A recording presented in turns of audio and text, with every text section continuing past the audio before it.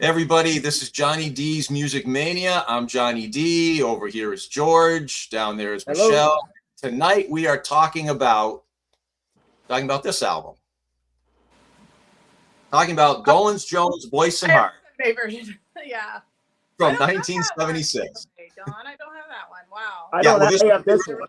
This was the original cover of Dolenz, Boyce, and Hart from 1976. And then in 2022, 7A put this out, which is kind of a compilation. It's the album, but also a live concert from Japan is on here as well, which we've all shown and we all have. But in 1976, what were they thinking? What was anybody possibly thinking? I have no idea. Pink airplane, a pink airplane. It looks like something from Sesame Street. I mean, that is just that's a lame album cover. So anyway, what happens is somebody gets the idea. What's that? But great songs. Who cares about these? Songs. So somebody gets the idea in 1976, maybe 75, to sort of get Mickey or the Monkees or Mickey and Davy on the road or out doing shows, and they team them up with Boyce and Hart, and then somehow, I guess, people were actually going to see these shows, and somehow it turned into a record deal.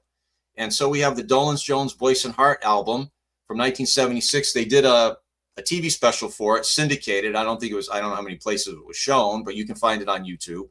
And they did some interviews. I know they're on Dinah Shore. I remember seeing them on Dinah Shore back then. And that may be on YouTube too. And that's really cool to look at because they sit around and they play live. Tommy Boyce has an acoustic guitar. They sing a lot of great songs. So that's something to look forward to. But today we're talking about the actual Dolenz, Jones, Boyce and Hart album. And we're going to run through all the tunes on this. I'll start by saying that there's 12 tracks on this album and there should have been 10. So that's that's my sort of feeling about this. There should have been, they didn't need 12. 10 would have been fine on this record. There's a couple clunkers, yeah. Yeah, thank you, George. Yes, there are. And I'm guessing we're going to agree on those clunkers because they really clunk. Yeah. Well, the album was put together, in 3 months? Very little time. Yeah. And actually, they did a great job putting this together in the limited time they had to put it together. There's no question. There was limited time, there was limited money, and this is overall an excellent album. It really is. There's some great songs on it. Yeah. There's some that never should have seen the light of day, but there's some great songs on it. Michelle's confused as to what those songs will be, but George and I will straighten this out. Okay, so we start with we'll explain it to you what we're feeling. Obviously, you're not feeling it, but we're feeling it. That's for sure. You remember the feeling. At the same time, I think there's some value in at least one of them. I don't know what the other one is. One of them, I think there's some value in it. So okay, all right. So the opening track is Right Now. So I'll start.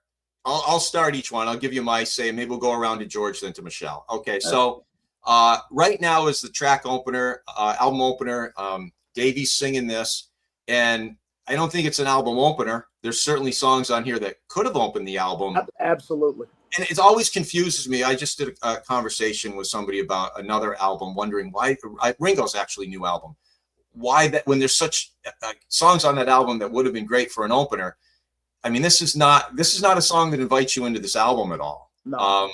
And I would say it's an okay song. I mean, I don't really know what more to say about that. It's an album track. It should be somewhere buried in the record, and it's fine. It doesn't excite me in any way.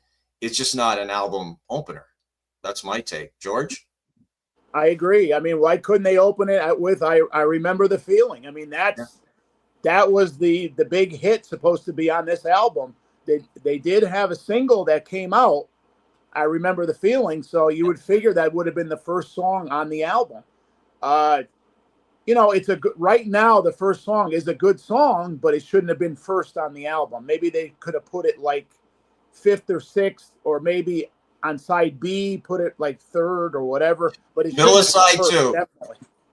Middle of side 2 is where this song belongs. Absolutely. And, and what a way to open up I Remember the Feeling. I mean, we're revisiting the Monkees, right? The Monkees and Boyce and Hart, and you start off with I Remember the Feeling. What a perfect way to start. And it invites you in. Now you want to listen to this album, don't you? If that's the first track, you're like all in on this thing. It would reel you in, absolutely. Yeah. Yeah. That was So a mistake right there. Michelle, your take on right now. Right now, I'm gonna Right tell now, you. what's your take? I actually, it's a newer favorite. It really kind of was here or there with you guys a while ago, but Davey's vocals and the lyrically, it's become a new favorite. Actually, it's one of my 4 favorites on the album. I would mark it as one of my 4 favorites. As far as starting it off, I think it's good enough to start it off. I think what I see here though with I Remember the Feeling and Sweetheart Attack being the last 2 on the album, they were building into it and saving the best for last. So I kind of feel like maybe that was their take on it. So maybe that's why I Remember the Feeling. Listen through and you'll get to it, because maybe a lot of people had already seen it on. Now, see, I don't know which came first, honestly, the release of the album or the what was that clip from? Was that from the Dinah Shore thing? The one we've all seen? On YouTube, from TV. They did a TV special. I think it was a low budget syndicated. Stations could pick it up if they wanted to. That's what that is. Yeah, and that's called the golden hits of the Monkees. Golden Hits of the Monkees. That was the name of the TV special. Golden Hits of the Monkees. And what's fun? I Remember the Feeling. Yeah. I remember they were on Johnny Cash and they were on Glenn Campbell and Laugh-In. So there's so many that this is the one. I never saw a host come on stage. I just see I Remember the Feeling, and with Dolenz Jones, Boyce and Hart. So again, so sorry to interrupt you, George. What were you saying? What was this from? The Dolenz Jones, Boyce and Hart. The whole clip we see of them doing I Remember the Feeling. What's that from? Yeah, that was from. Oh, go ahead. Yeah, if you've seen them do a song, if you've seen the 4 of them do that, lip sync that song, it's from a TV special that was produced. Actually, low budget special. Actually, okay. Actually, they unfortunately, because I read the liner notes on this, and about the. There were no songs on that special from the album, which is insane. If you look at that, there's no songs at that special. There are no songs from the album on that special. It's only classic Monkees hits on that special, which was a big mistake. Okay, then maybe somebody can help us. I know. That I Remember the Feeling was from American Bandstand. They were on American Bandstand performing that. Okay. And there's also interviews with Dick Clark and the 4 of them. And I think they performed another song on that as well. I will attempt to put a link here to YouTube where the special I'm referring to is, because you can get a clip of them doing I Remember the Feeling. It's definitely not Dick Clark. Okay. I'll try to enlighten all of you with this. But either way, right now shouldn't have started the album. We'll just leave it with that. Not a bad song, but now we move on to I Love You, and I'm glad that I said it. Now this is a good song. Actually, they open the record with this one because this is a good song, and Bobby Hart, his vocals are great on this. Yes, it is. Of all the 4 guys, he's the guy that needed to sing the song, and I think they knew it. Yeah, because he does a great job with it. This is a standout for me. This is one of my, if I've got like 3 favorites off this record, this is definitely one of them. I agree. It's a great Boyce and Hart written song, and Bobby Hart sings it fantastic. He really had a nice voice, Yep, he sure did. Yeah, and different, different. It different than the other, certainly different than Davey and Mickey, which is why this song suits his voice perfectly. I don't know how that wasn't a top 20 hit. I mean, when you go back to this time period, these are the kind of songs that artists were making. Absolutely. The singer-songwriter, the 70s, the mellow song, and again, you just gotta, why wasn't this a hit? Yeah. It should have been at least a top 20 hit, at least. Agreed. Michelle? Okay. So yeah, I didn't expect that kind of enthusiasm from the two of you. That is literally probably my top favorite song of the album. Oh, yeah. Followed by I Remember the Feeling. Of the four that are my top four, that is my top favorite song, along with I Remember the Feeling. So with you saying that, opening it, I can see that. I can totally see that. And this was a song that hooked me into the entire album.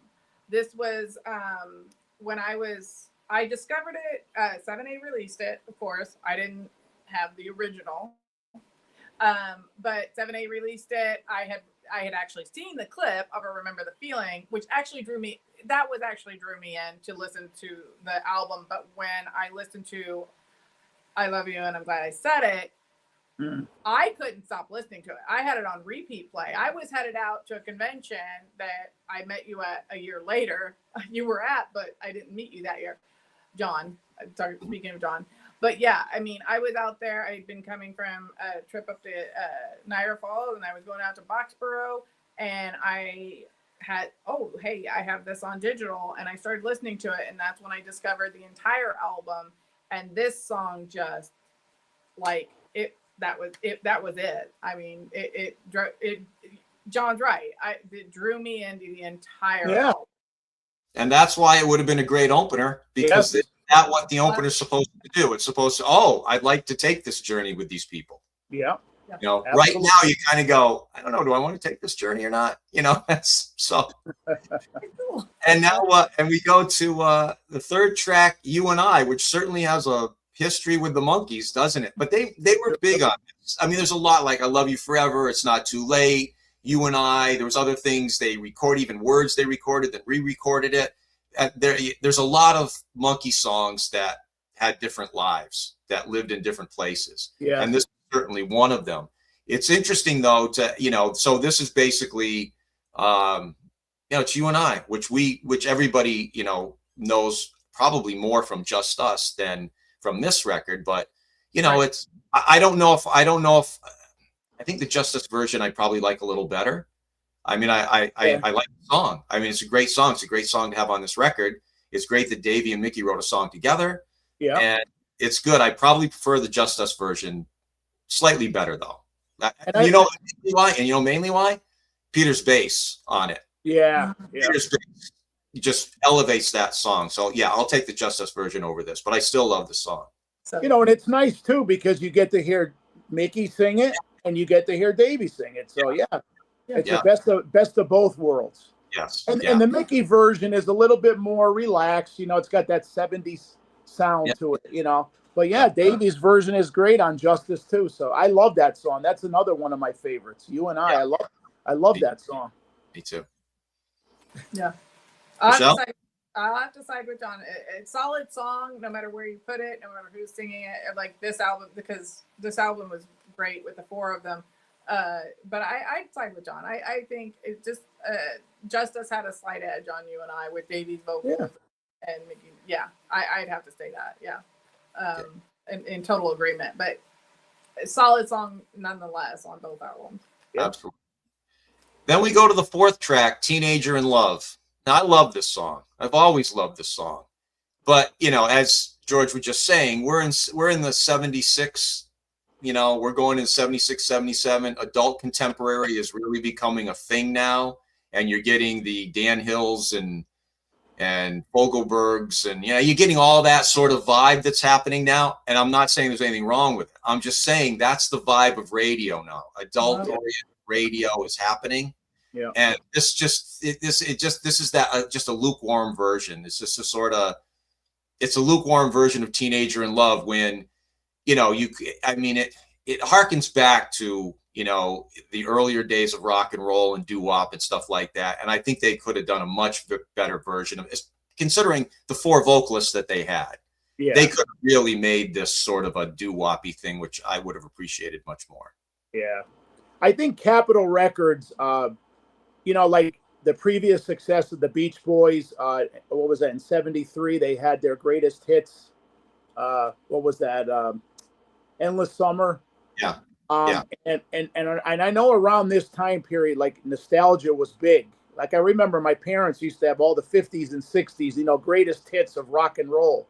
So that's probably why they put this the teenager in love on here, because I think at that time also there was a lot of nostalgia going on. You're right. I mean, Johnny Rivers was doing Rockin' Pneumonia, and things like that were happening. I mean, Nazareth did Love Hurts. It was kind of a thing there. The older songs were coming back. Linda Ronstadt. Yeah. Everything Linda Ronstadt was doing at that time was, harkens back to the earlier. But I just think, man, with those four vocalists, you could have made this kind of a special track. Yeah. Michelle, what's your take on Teenager in Love? Me? Okay, so I think I had heard it first before I discovered the Monkees, obviously. My take on it, here we have a cover on the album, of course. I had heard long before I knew who the Monkees were, long before Dolenz and Boyce. I realized who Dolenz, not long before Dolenz was invited, before I was aware. So I would say, first of all, and I'll say this, hands down, across the board, Mickey doesn't miss a cover. Like Mickey's voice is always incredible on a cover. Yeah. I always make the joke it's probably only funny to me, but I always make a joke that Mickey pretty much covered every major song that I loved as a kid, except for Eye of the Tiger. Eye of the Tiger. I don't know. It was a thing that I had, but that's why I joke about it. It's like, can you imagine? But at the same time, that was one that was a big one to me as a kid. But everything else that was big to me was Johnny Be Good, which was his audition piece. And we got crying the whole entire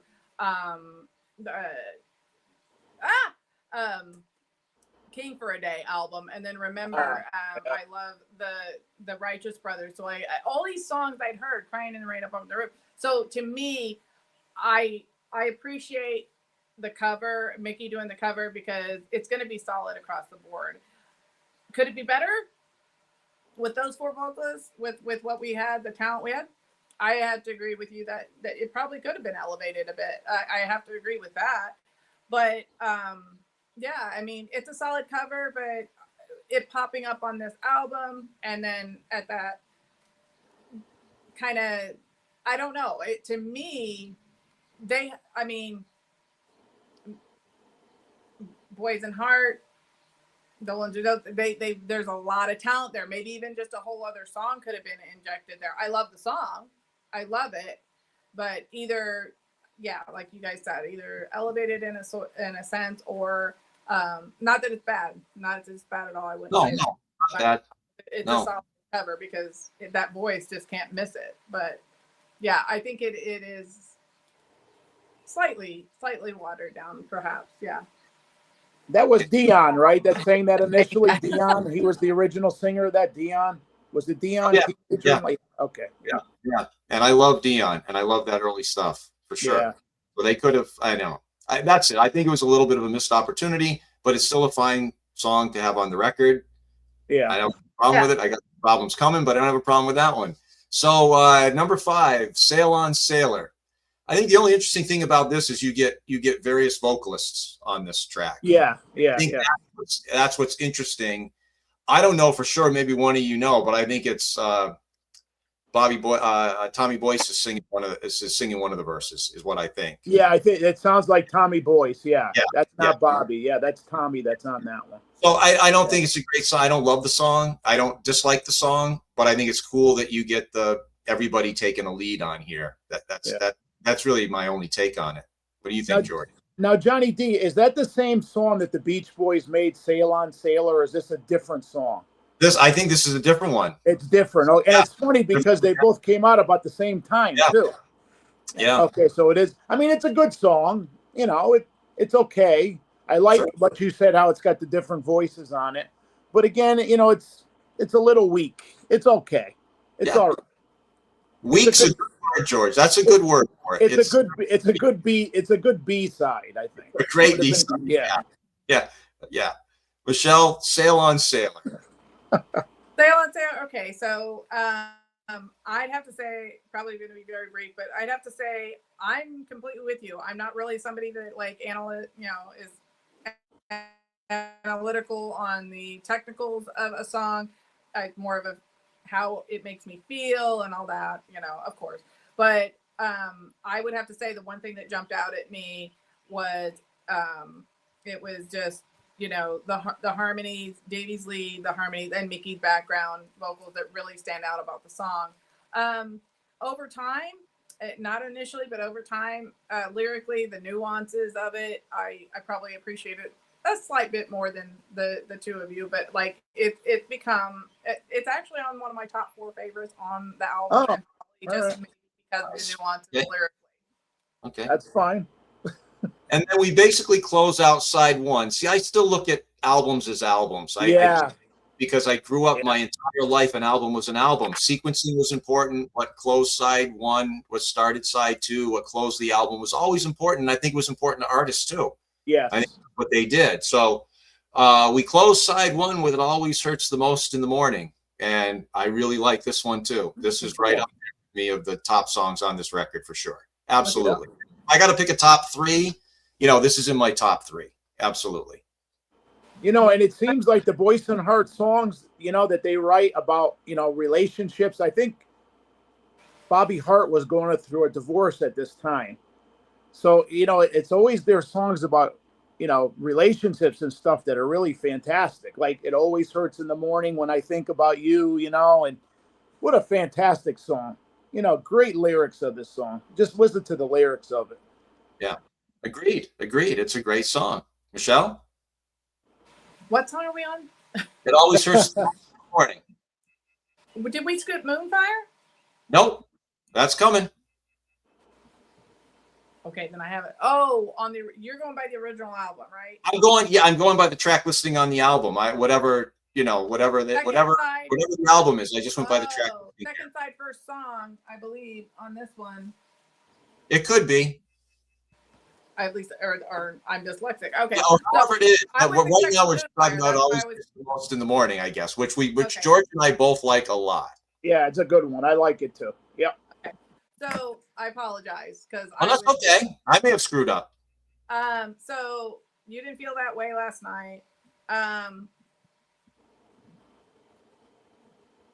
It's a solid song. My favorite, no. Not because it's a bad song, not because it's done. I mean, it's done well. And it's a great song. It's just, I think to me, the final really situation for me is lyrics, and lyrically it's strong too. I don't know why. It just doesn't hit me the same as my other 4 favorites. It's a solid song. I love it on the album. It's great. I don't ever skip over it. Mickey's vocals, the harmonies, it's all great. But my favorite, not quite up there, but I mean, I don't dislike it.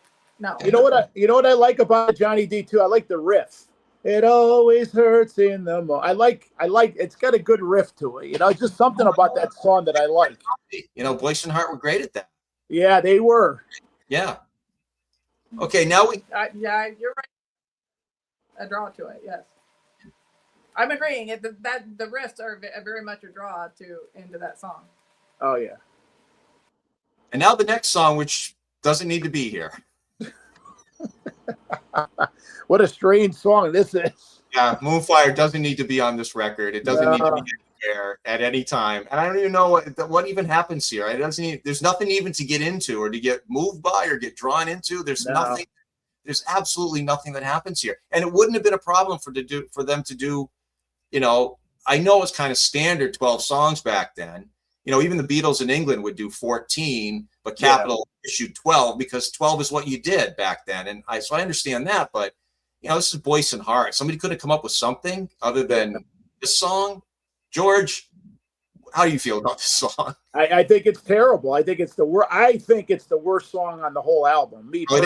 Yeah, it is. I hate it.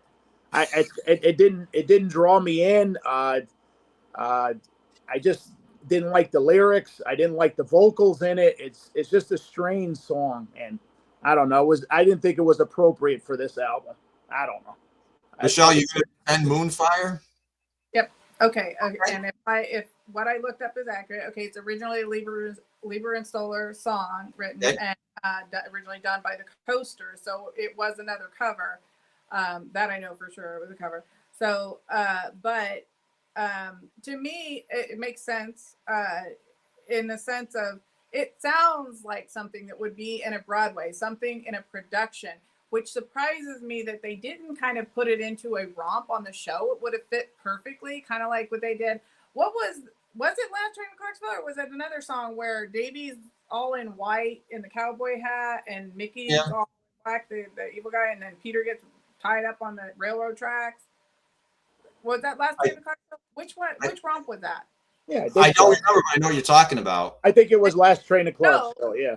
Like he does it up on the big screen, whatever. So you guys know what I'm talking about, and everybody's seen the show knows when Davy's dressed all in white and he's the bright gleaming teeth and he's the hero and all that stuff and fighting Mickey on top of the train. I kind of see Along Came Jones as kind of a fun romp like that. I really do. It's very it kind of feels theatrical to me. It feels like we're talking about Along Came Jones? I thought we were talking about Moonfire. We're on Moonfire, Michelle, but that's okay. Okay. Well, We can jump there. All right. I thought Moonfire and Along Came Jones flip-flopped. I don't know. I'm just saying them as I got them. Well, Moonfire was the one we just did, but that's okay. No, but I agree with you about everything you said about Along Came Jones. I agree with.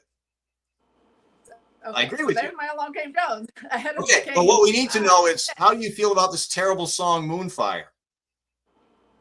Well, then I'd have to probably kind of agree. It's okay, but it's not. Yeah. It's a little flat on me. Like, okay, so now I feel like I'm going up. I'm like, why? It feels okay. So yeah.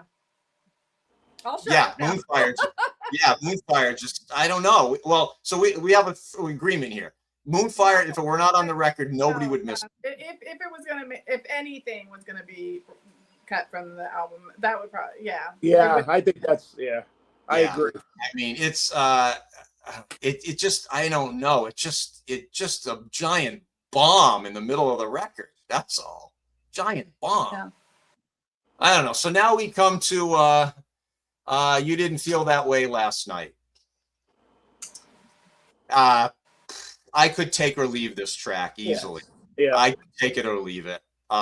It's fine. It's kind of like how I feel about Teenager in Love. It's a fine song on the album, but You Didn't Feel That Way Last Night. It doesn't really go anywhere. It doesn't move me in any way.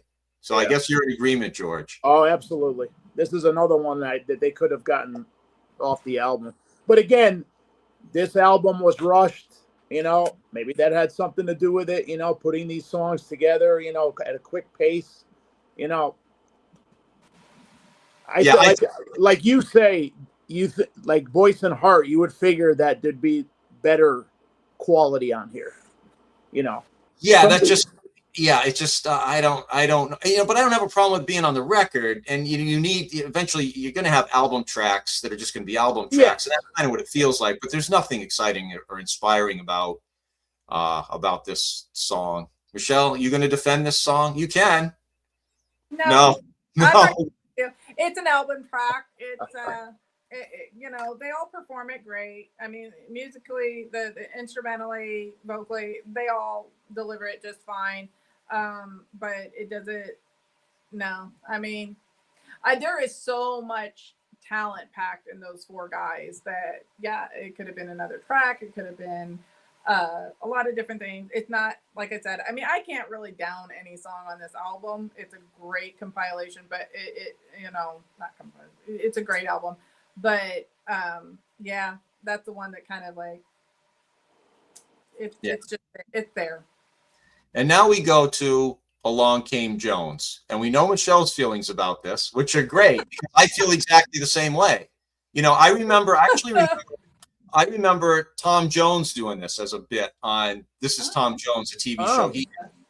So this is a song. Yeah, it's a coaster song. This song goes way, way back, and it's perfect because Along Came Jones. It's because Davy Jones. Yeah, these guys did comedy. Even Boyce and Hart were on I Dream of Jeannie and Bewitched, doing shtick and stuff like that. So that's part of what these guys do. So that's okay. You sort of do a joke, funny song, and Tall, Lean Jones. That's pretty funny. So this is good. This is a fun track on this record, and Mickey interjects his little Mickeyisms in there. So go ahead, Michelle. I do have to something to add. So, okay, a movie I've never really watched, but I do know a scene in it because it's so overknown. Like, it's so well known that even if you've never seen the movie, you know this part in the movie. I can't help myself every time I heard the song. I think of, and I don't even know the title of the movie. You guys will probably tell me, Ashton Kutcher, and he's at like some like the thing, and then. It always takes me back to the scene everybody always talks about with the and then. Yeah. So I don't know why, but it's just a silly little thing. I don't know why, but I would giggle because it's like, sure. Okay, it kind of monkeys are in us, so there's always monkey references that pop up in the world that remind us of monkey things all the time. Yes, that song definitely. You think of the Monkees when you hear that song.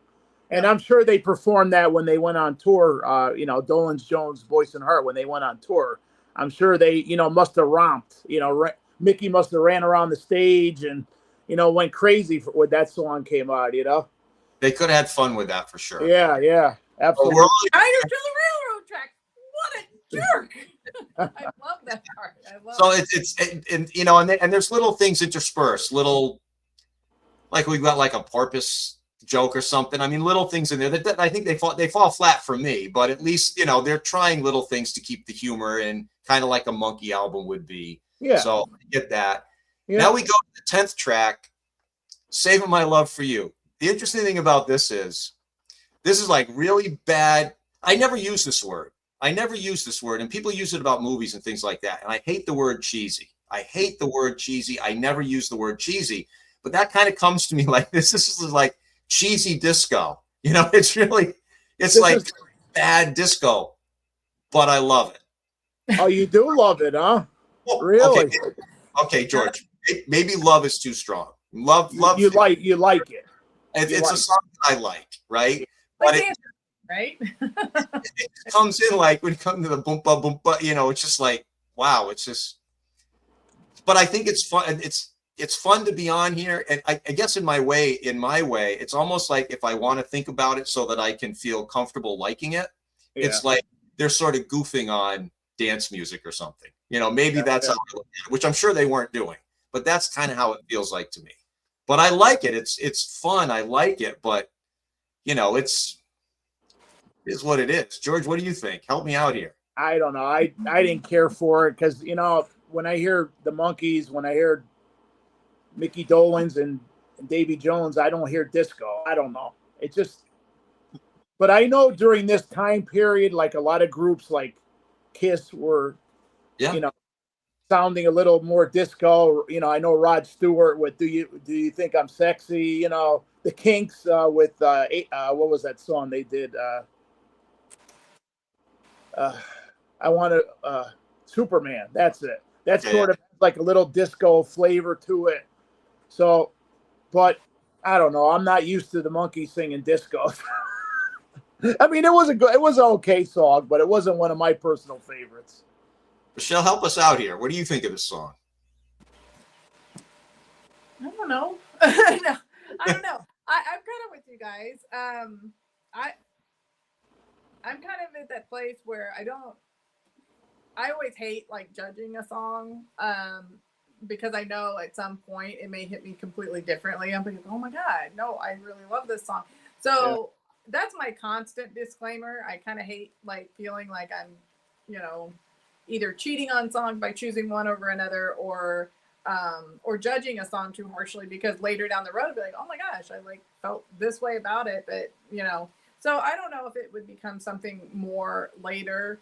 It definitely is not the heaviest hitter for me on the album, but the vocals are great. It's fun. I'd have to agree with Johnny D. I wouldn't say it was full on cheesy for me until you said, but you still like it. And I'm like, okay, now I can relate. Like, I still like it. Yeah, it's more like that. So I'm more in agreement with that. And now we get to the standout track, which is I Remember the Feeling, which I know we all love. Everybody loves. The world loves. It came out as a single. I mean, this was a single. I think probably if the Monkees didn't have that stigma on them And I think that if you had a record label that maybe had a little more clout or were willing to push it a little more, I think this song could have been a big hit. And the funny thing is, through all these artists, and certainly through the Monkees' career, you talk about it, if this had been a big hit, I think history changes. I mean, the history of Mickey and Davy and what the Monkees are become, I think it can change if this becomes a top 10 hit. It becomes, I think the trajectory of their careers just becomes completely different. If in 76, Dolenz and Jones come back and you've got a top 10 hit that the world's singing and the world loves, now you've got another Dolenz, Jones, Boyce and Hart album, for sure. You know, Yeah. And how does that affect everything else down the rest of the way? So the fact that but ultimately the fact that it bombed as a single is surprising. See, this was like the 10th anniversary of the Monkees, right? 76. It was 10 years, right? And I know they tried to get Mike and Peter involved. I think the four of them had a meeting at Mike's house, and they were discussing like what they could do for a reunion. And it's a shame that Mike and Peter weren't at least involved with this album, you know, at least wrote a couple songs for it anyway. You know, it's a shame. But I wonder if it was the Monkees and Mickey sang that song, I wonder if that would have made it a hit. You understand what I mean? Like if it was the Monkees, agreed, the four of them, and Mickey saying "I Remember the Feeling," I just wonder if it would have become a hit then.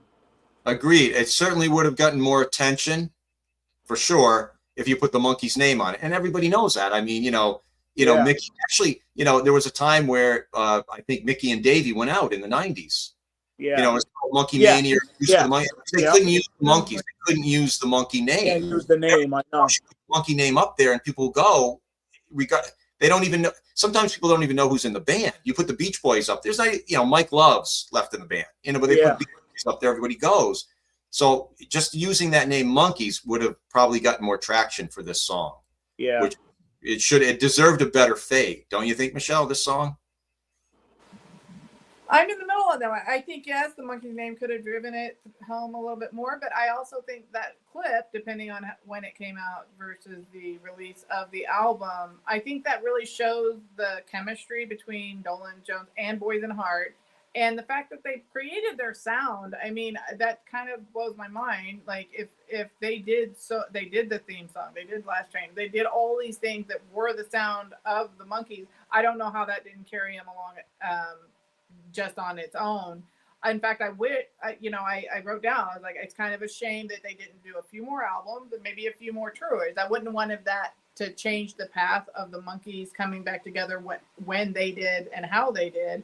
But it would have been nice to hear a little bit more from Dolenz, Jones, Boyce and Hart down the road. But I think that Boyce and Hart were phenomenal as the writers and the sound absolutely. there's no question about that. I mean, so the fact that, even on the album, it says the guys who wrote them, the guys who sang them. And so I don't know why that couldn't have been enough to drive it. Yes, the Monkees' name was huge in the 60s and everything, but with them all kind of dividing off, would it have brought the draw?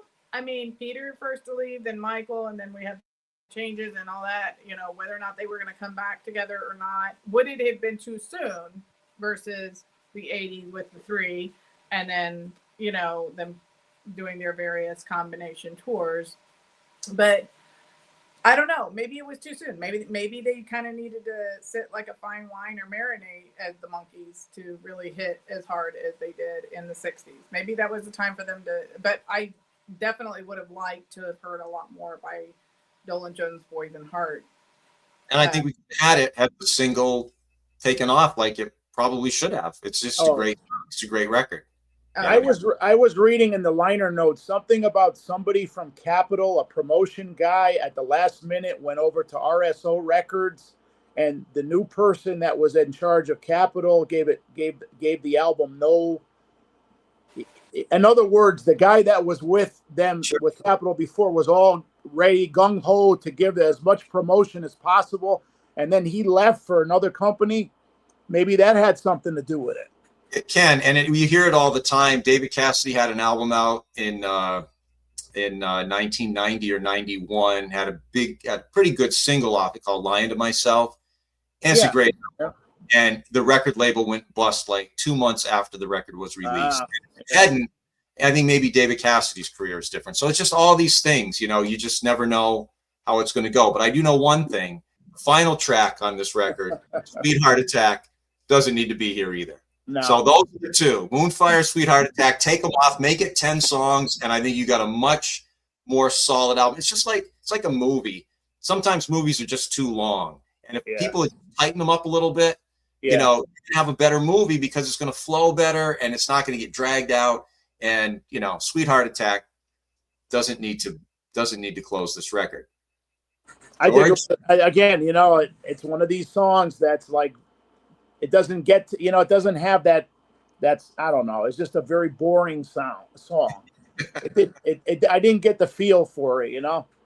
Me either. I listened to it a couple times and I was like, you know, okay, you know. Yeah, you can end the album. Do you remember the feeling? You can end it there and you're good. Yeah. Michelle, how are you gonna? How do you feel about this? You gonna help this song out at all, or? Yeah, I think so. I feel a little bit better about it than what you guys have expressed. I like it. I like it just fine. To follow, I remember the feeling, and then also having the memory of the four guys playing around on the video clip of it. It's really hard to follow. I remember the feeling. Maybe if it came before it, I don't know. I don't dislike it. I really like it, actually. I kind of, maybe it's a little bit of the tug at me with the play with the Sweetheart and the Heart Attack. I mean, the back and forwards of that, I think that was kind of genius. And, you know, I don't know. I thought it was just a fine song to have on the album. I wouldn't like kick it off. It's probably up there with one of my favorite ones on the album. I mean, it's fun. It's fun. I would defend it a little more than what you guys had done. But yeah, I would have to say, after listening to you guys say that, like, yeah, as the last one to go after, I remember the feeling, which is stellar. Mm-hmm. Are you falling asleep on me, John? I'm with you. That song, I remember the feeling. That should have been number one. That should have been the first song on that album. Oh, absolutely. And who knows? Maybe the album would have did a lot better. Michelle's back. You froze up, Michelle. You're back. What happened? I don't know. I was falling asleep and you froze up. Again? I didn't do it. I promise. I don't like what you're saying. Now, yeah, go ahead. No, listen to what you guys say. That's a valid point. It's really rough to follow. It's not the strongest, but you guys want it to lead, but should it not end it? So, like, it should probably come after. I remember the feeling should probably come after Sweet Heart Attack. Yeah. Then what would you lead the album on if you ended it with probably the biggest hit on the album? Yeah. Well, I love you, and I'm glad that I said it. That was a thought. George and I have to start. Yeah. I agree with that. Those are my two favorites. That would bookend it with my two favorites. Yeah. Now, go ahead, George. Now, can we talk about a missed opportunity? At least I think it was a missed opportunity. And what's that? After the album came out, they toured Japan. Yep. And they did that live concerts. Yep. Now, for some reason, you know, 7A, it was great that they had that available also at the CD, the live concert from Japan. They do. I absolutely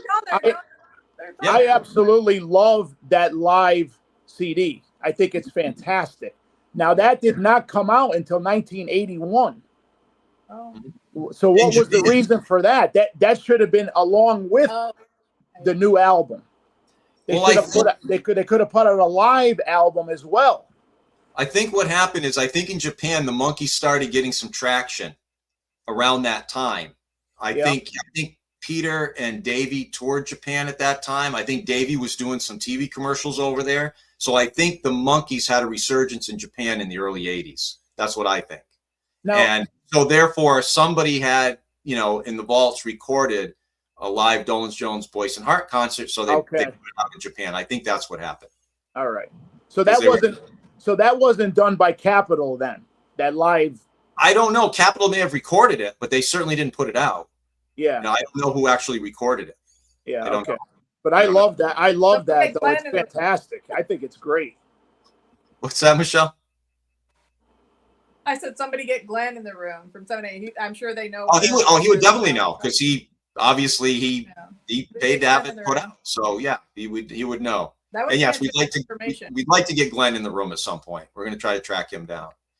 So I think we can say overall, right, guys, that this is a good album. It's a good album. Yeah, You know, absolutely. it's got some weak spots, but overall, it's a good album.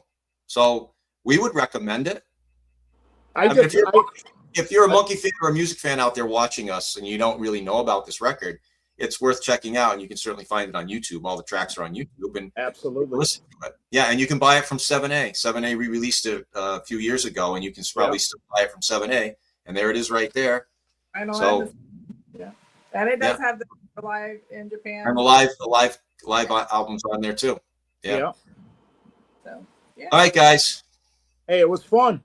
This was good. This is a nice trip down Dolenz, Jones, Boyce, and Hart. And it is celebrating the 50th anniversary. It did come out May 29th, so 50 years. Right, exactly. Look at us. And look how timely we are. Yeah, that's right. Absolutely. 50th anniversary of this album. Yeah. Yes, it's great. George with the details. George has got the detail. Yeah. I just want to do a little shout out to Bobby Hart. It wasn't all that long. It's about 8 months ago we lost Bobby Hart, and that was excruciating a little bit. So we just remember him and Tommy Boyce and the sounds that they gave us for the Monkees. That was really beautiful. So But thank you, George, for pointing out this was the 50th anniversary, because I didn't really think of that or consider that. So that's great. Yeah. So listen, everybody, this is Johnny D's Rock and Roll Mania. If you like this, if you dig this, please subscribe, make a comment. We'd like to know what you think about this album. You can like this, comment, all of that. We'd really appreciate it. And we will see you next time on Johnny D's Music Mania. Bye-bye.